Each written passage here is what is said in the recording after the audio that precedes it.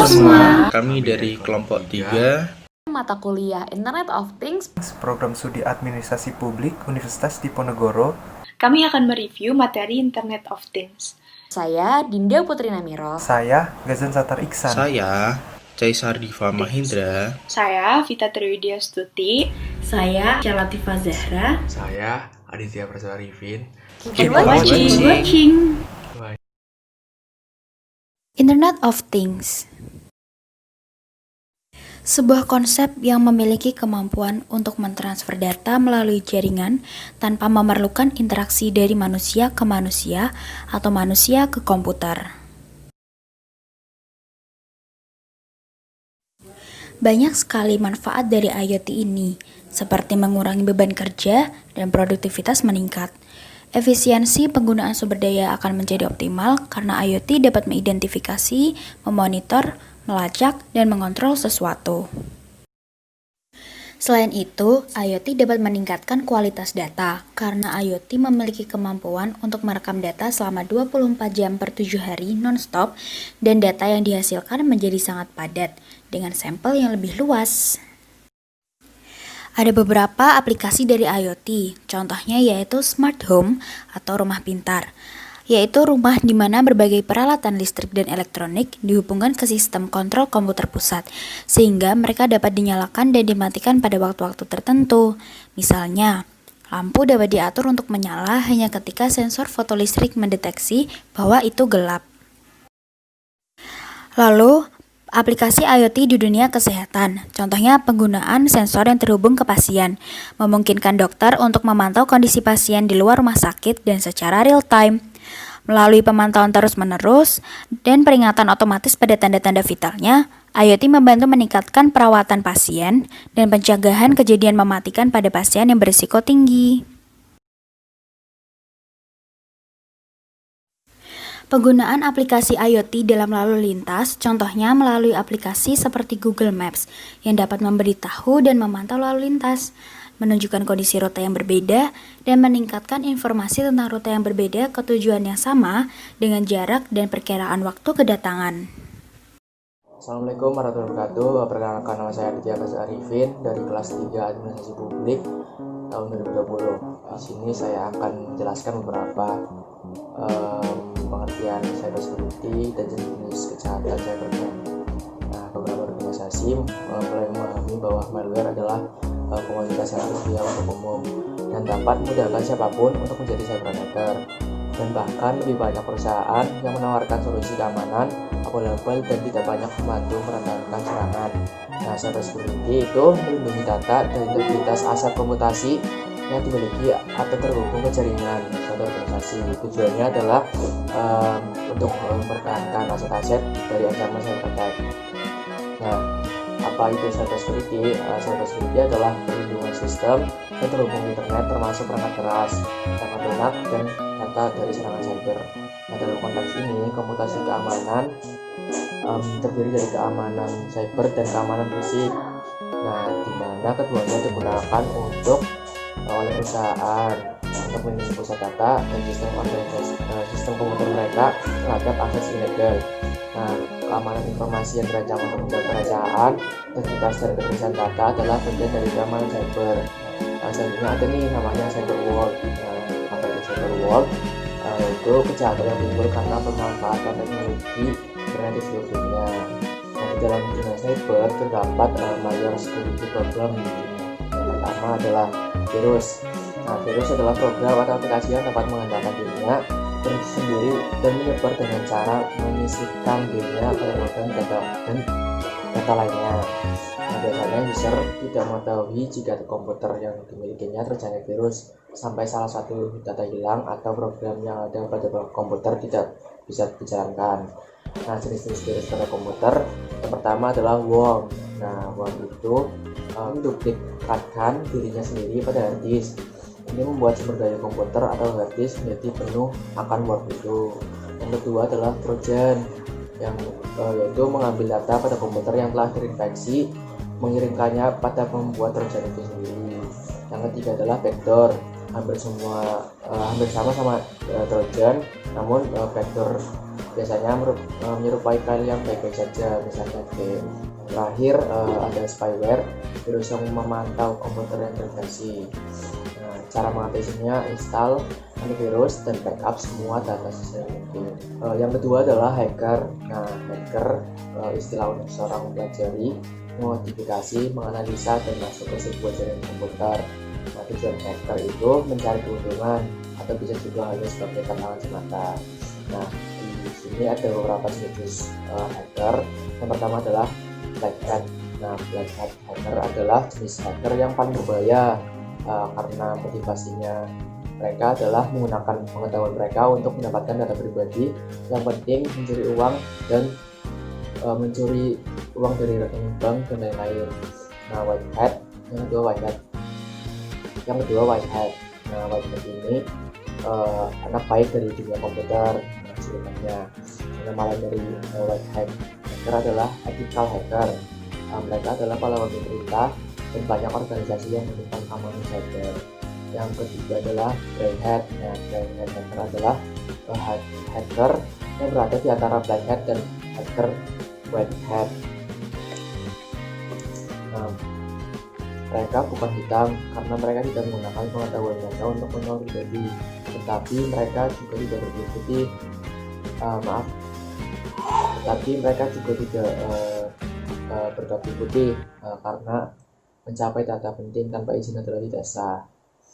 Cara mengatasi hacker yaitu lakukan backup data sering mungkin, gunakan firewall, gunakan secure socket layer atau SSL, selalu update software dan aplikasi, memilih penyedia layanan cloud hosting terpercaya.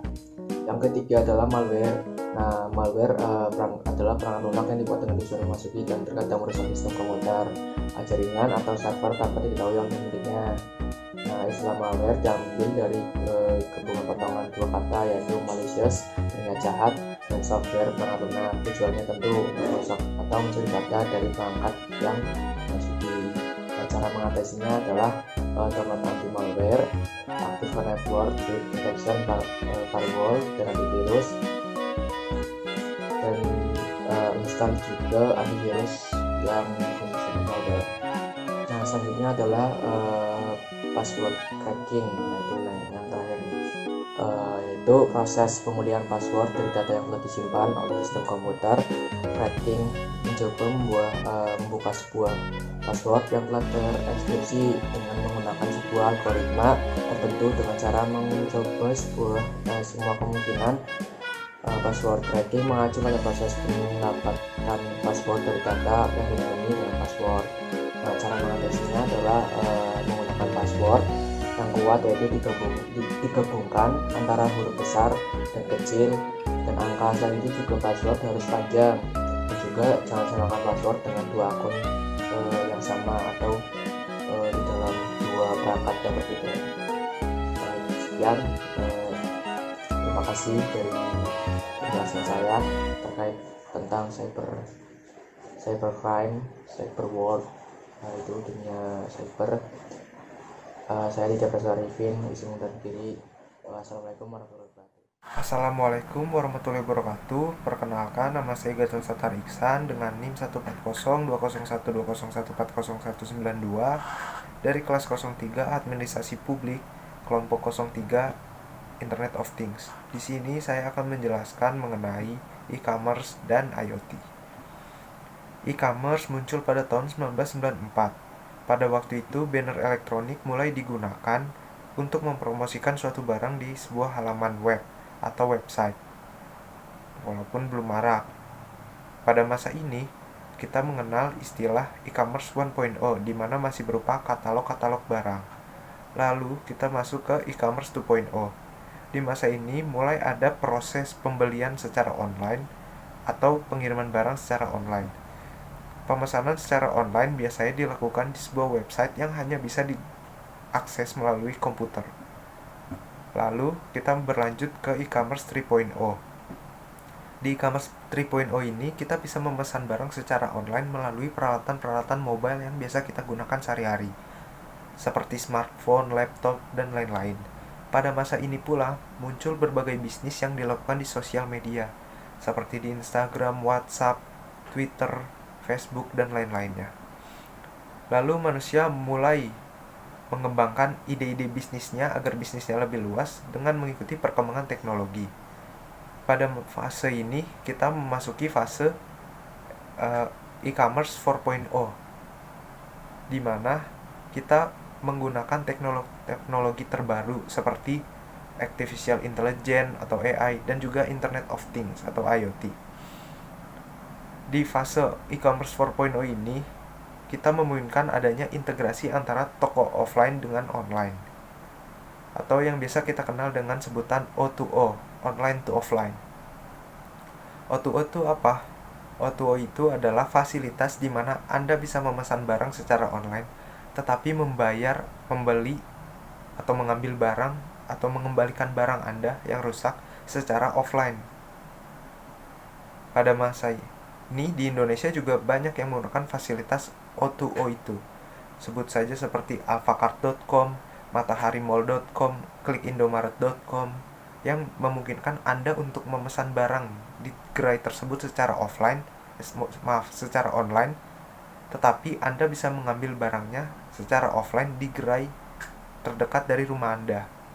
Lalu di bidang transportasi jasa ada Grab dan Gojek. Lalu di bidang hiburan, penginapan dan lain-lain ada Traveloka. Nah, mereka pula turut menggunakan O2O dalam bisnisnya. Sekian penjelasan dari saya, kurang lebih mohon maaf. Terima kasih. Saya, Dinda Putri Namiroh, akan menjelaskan bagaimana Internet of Things dapat membantu kita di saat pandemi COVID-19 seperti sekarang ini. Kita tahu bahwa pandemi seperti sekarang ini sangat merugikan kita semua. Kita dipaksa untuk melakukan berbagai aktivitas secara online, baik itu kegiatan belajar mengajar seperti kuliah, sekolah online, bekerja secara online, maupun berbelanja secara online dan aktivitas yang lainnya. Maka dari itu, peran Internet of Things sangat berguna bagi kelangsungan hidup kita. Saya akan menjelaskan bagaimana Internet of Things bekerja di saat pandemi COVID-19 seperti sekarang ini. Manfaat Internet of Things salah satunya yaitu pemanfaatan Big Data untuk penanganan pandemi COVID-19. Big Data sangat membantu dalam mengatasi penyebaran virus corona.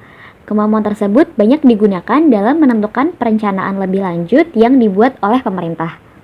Big Data adalah kumpulan data dalam jumlah besar baik terstruktur maupun tidak terstruktur dan kompleks sehingga akan sulit diproses jika hanya menggunakan manajemen basis data biasa atau aplikasi pemroses data tradisional. Dengan demikian diperlukan bantuan teknologi untuk membantunya. Penggunaan Big Data juga mempercepat perencanaan dibandingkan menunggu statistik resmi yang bisa menghabiskan waktu selama 10 minggu. Sebagai contohnya yaitu pada website New York Times yang menyajikan peta persebaran COVID-19 di seluruh penjuru dunia. Dengan aplikasi ini dapat mendeteksi data secara real-time. Big Data juga bisa digunakan untuk mengetahui emosi publik di masa new normal untuk membuat kebijakan yang tepat. Selain website New York Times, juga terdapat website lainnya yang sama-sama menyajikan persebaran data kasus COVID-19 di seluruh penjuru dunia. Seperti COVID-19 Tracker, kita dapat mengetahui seberapa besar peningkatan kasus COVID-19 di negara yang kita ingin lihat selama periode waktu tertentu. Yang selanjutnya yaitu ada website resmi dari WHO. Yang selanjutnya yaitu ada website dari Health Map. Website yang selanjutnya yaitu Nexttrain.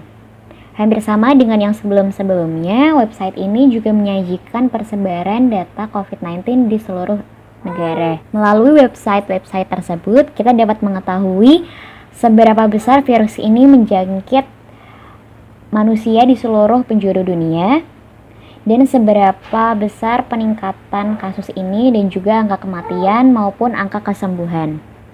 Internet of Things dinilai bisa menjadi solusi yang membantu menjaga produktivitas di tengah pandemi COVID-19.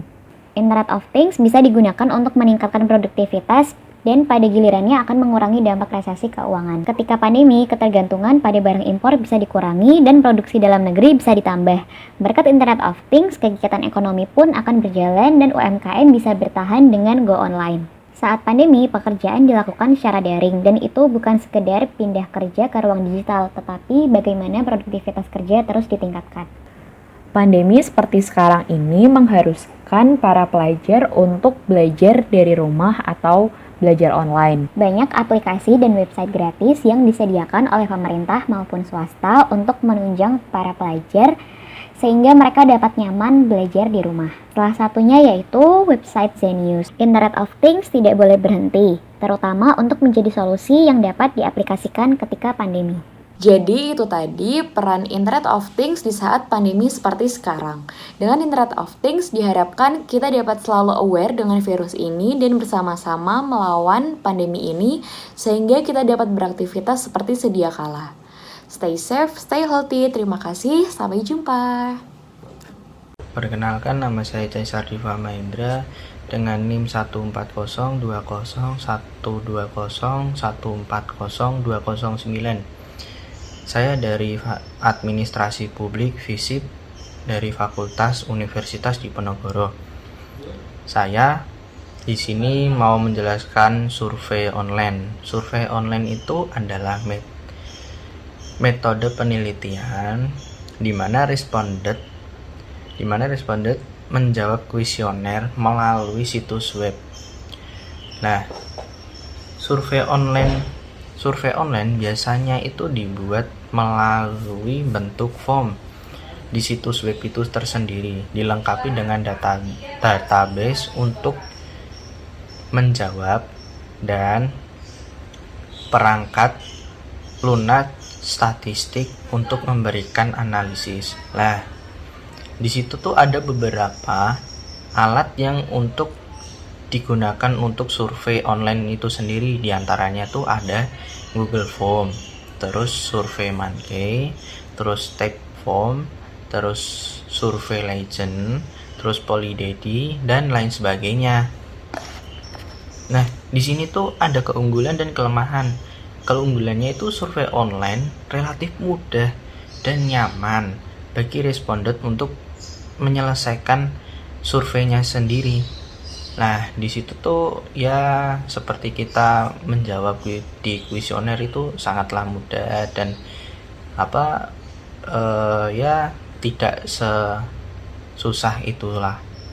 Nah, di situ tuh ada keunggulannya tersendiri dan ada kelemahannya loh. Kelemahannya itu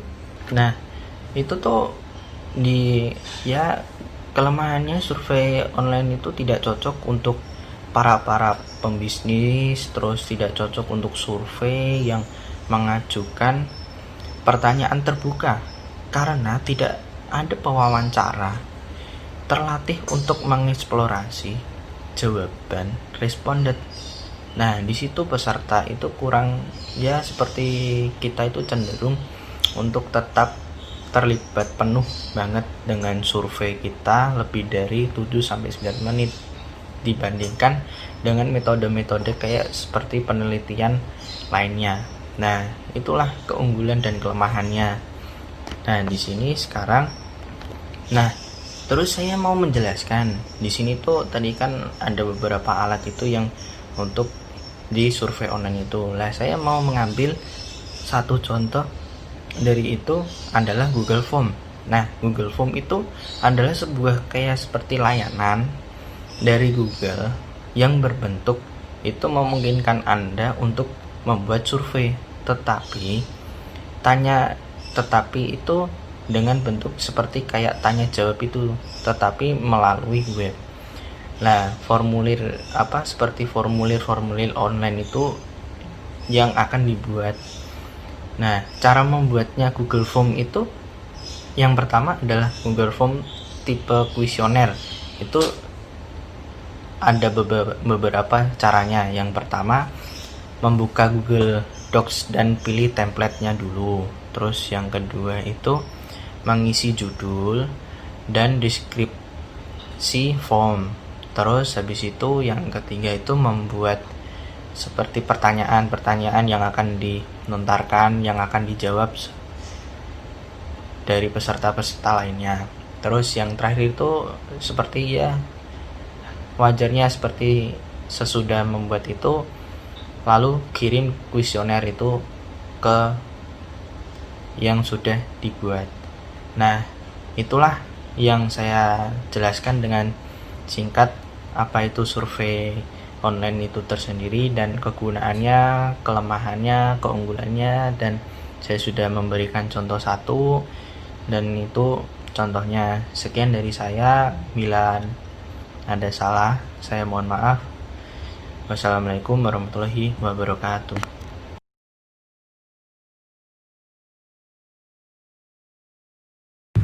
Assalamualaikum warahmatullahi wabarakatuh. Perkenalkan, nama saya Vita Triwidya Stuti dengan NIM 1402 012 0140 191.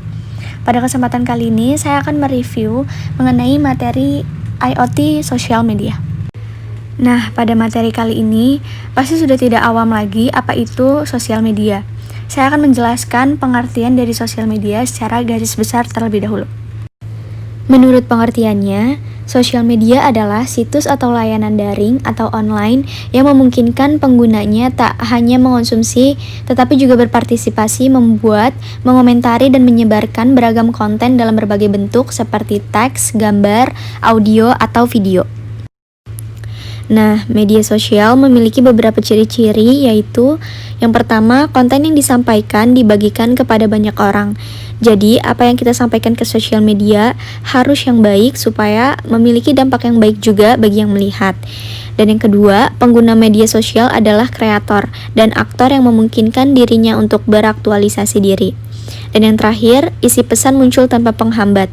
Jelas banget, semua pesan yang ada di sosial media akan datang tanpa penghambat dari siapapun dan kapanpun. Apakah ada keunggulan dari sosial media? Jelas ada. Yang pertama, cepat, ringkas, simple, user-friendly, dan padat. Dan yang kedua, jangkauan luas dan global. Jadi, ketika kita ingin mencari informasi tentang dunia pun bisa kita dapatkan. Yang ketiga, menciptakan hubungan lebih intens dan memberikan kesempatan yang lebih luas kepada user untuk berinteraksi. Bagaimana sih penggunaan sosmed saat ini? Dalam hitungan waktu per hari, secara global tiap harinya pengguna sosmed menggunakan internet selama 6 jam. Sedangkan di Indonesia, hampir 8 jam mengakses internet per harinya.